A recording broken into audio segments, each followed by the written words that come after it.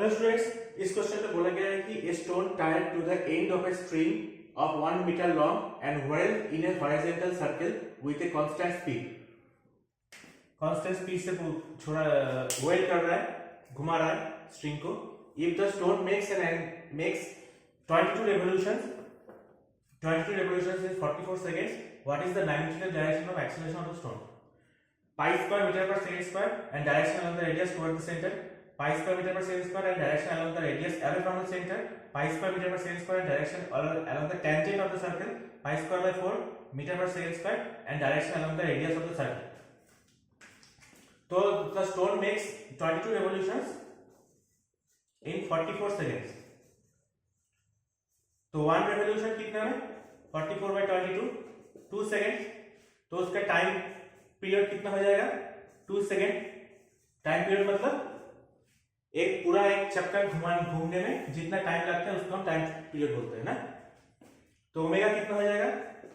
2 pi by T 2 pi radian per second. और उसका क्या बोला गया है कि direction of acceleration of the stone. Acceleration का फॉर्मूला क्या है? v स्क्वायर बाई आर, जो कि रेडियली इनवर्ड है। और उस रेडियल इनवर्ड को हम क्या बोलते हैं? सेंट्रीपेटल। इस एक्सेलरेशन के वजह से ही वो गोल गोल घूम रहा है। और अगर इसको सडनली इसको वेल्ड करते एक टाइम पे अगर मैं वेल्ड करना बंद कर दिया तो इस पॉइंट पे अगर वो पार्टिकल है तो वो ऐसे छूट जाएगा। वो क्यों से एक्सेलरेशन की वजह से छूटेगा? वो होगा a square ac equals to v square by r। But इसको सेम फॉर्मूला है, बट इसको हम बोलेंगे सेंट्रीफ्यूगल एक्सेलरेशन और इसको बोलेंगे सेंट्रीपेटल एक्सेलरेशन।